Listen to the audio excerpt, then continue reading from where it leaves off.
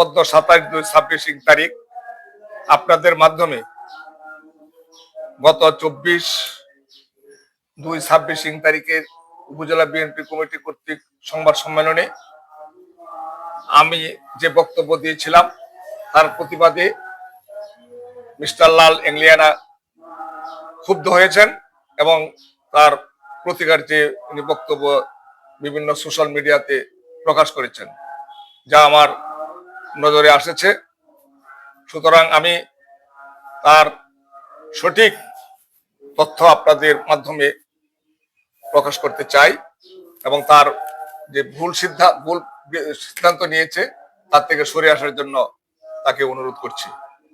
তিনি বলেছেন আর এই মিথ্যার রিপোর্টের জন্য তিনি অপমানিত হয়েছেন এবং আমি বিএনপির নাম ধরে বিএনপিকে পুঁজি করে আমি তার বিরুদ্ধে এই কথাগুলো বলেছি, যা মোটেই আমার ঠিক হয়নি।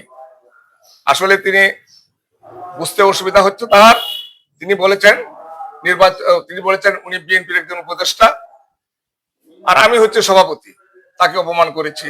আসলে উনি বুঝেন নাই, উপজেলা বিএনপির কমিটির সম্মানিত সদস্য তিনি নন, তিনি আমাদের নির্বাচন পরিচালনা কমিটির একজন উপদেষ্টা ছিলেন, যা দলীয় ভাবে হয়নি, অন্যান্য দলের লোককে উপদেষ্টা করা হয়েছে।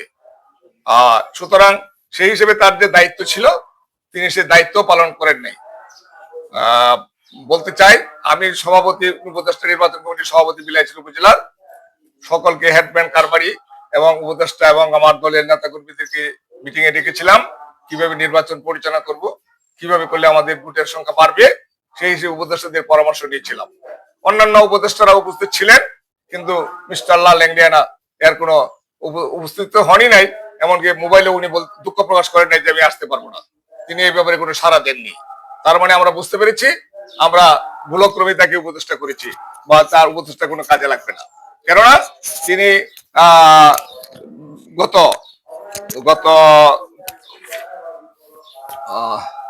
2010 সালে পূর্ব পর্যন্ত বেশ কয়েক বছর বিএনপিতে বিভিন্ন পদে ছিলেন, এমনকি সহসভাপতি ছিলেন।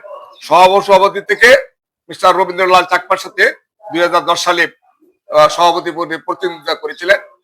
বিপুল ভোটে উনি পরাজিত হয়েছেন। এই দুঃখ কষ্টে হোক বা যে কোনো কারণেই হোক, তিনি তখন থেকে আর বিএনপির সাথে কোনো তার সম্পর্ক ছিল না বা দলের জন্য কোনো কাজ করেন নাই।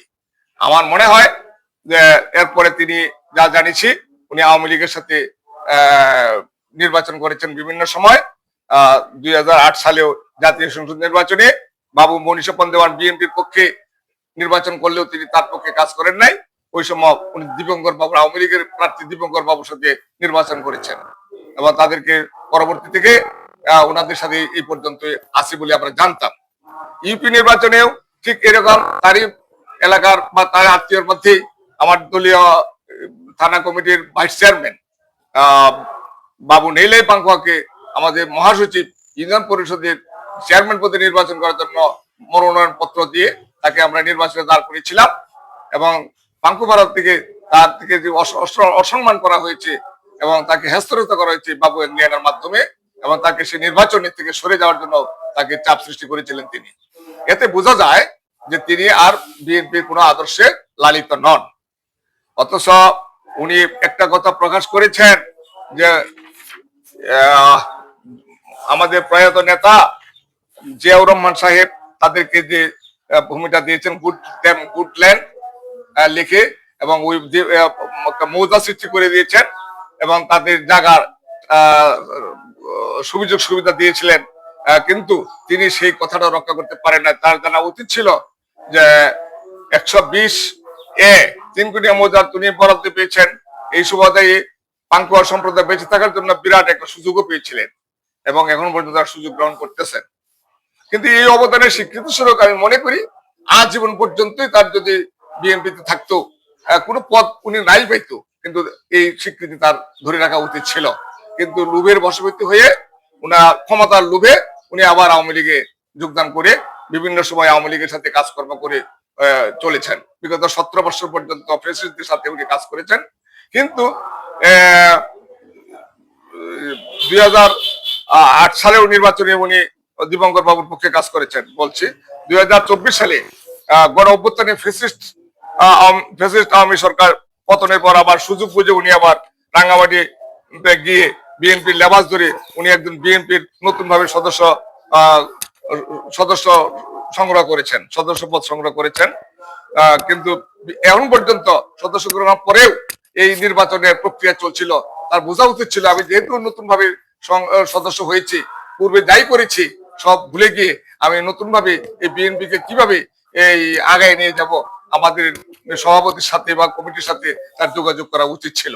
কিন্তু তিনি অদ্যাবধি আমাদের কমিটিতে বা আমাদের অফিসে আমন্ত্রণ করার পরেও তিনি কোনোদিন আসেন নাই। তার মানে তিনি শুধু নিজের আখের গুজানোর জন্যই বিএনপিতে যোগদান করেছেন বলে প্রমাণিত হয়।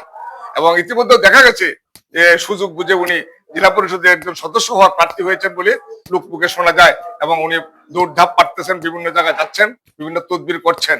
তার পরিপ্রেক্ষিতে আমাদের সম্মেলন ডাকা হয়েছে। তিনি কেন আমাদের ডিঙ্গিয়ে তিনি থানা কমিটিকে না জানিয়ে উনি এইভাবে একটা সদস্য পদ চাবেন, অথচ আমরা এতদিন ধরে পরিশ্রম করেছি, আমাদের অনেক ত্যাগী নেতা আছে, পাঙ্কুদের মধ্যেও আছে, অন্যান্য জাতির মধ্যেও আছে, তারা যদি আমরা চাই সে চেষ্টা করলে পাইলে আমাদের মাধ্যমে হইতে হবে আমি মনে করি। কিন্তু তার সেই বিভক্ত অবস্থা নিয়ে, আমাদের বিভক্ত অবস্থা নিয়ে বরঞ্চ আমাকে হেয় প্রতিপন্ন করে বক্তব্য দিয়ে তিনি যে কথাগুলো উল্লেখ করেছিলেন প্রতিবাদে, এটা তার মোটেই ঠিক হয়নি, সত্য নয় বলে আমি আজকে প্রকাশ করছি। আমি আশা করব সে আমার বিরুদ্ধে হুমকি দিয়েছেন যে প্রত্যাহার করার জন্য, তার যে দাবি সেই দাবি আমি প্রত্যাহার না করে আজকে আপনাদের মাধ্যমে জানাতে চাই তিনি তার ভুল যেতে বুঝতে পারে। যদি বিএনপি করতে চায় তাহলে বিএনপির আদর্শের লালিত হয়ে বিএনপির নির্দেশ মতো, বিএনপির কমিটির নির্দেশ মতো তাকে আগে যেতে হবে। এই বলে আমি মনে করি তার কার্যক্রম সঠিক হয়নি বলে আমি সভাপতি হিসেবে আপনাদেরকে জানিয়ে দিলাম।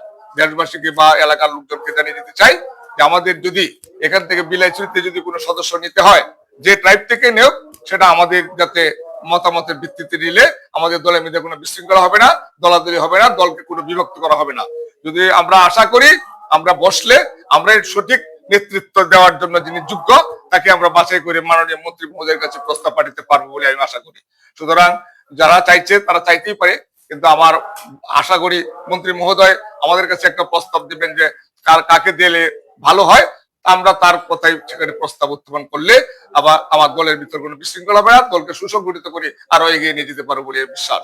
সুতরাং আজকে আপনাদেরকে এই বলি আমি আমার বক্তব্য পেশ করলাম। আর এংলিনা বাবুকে আমি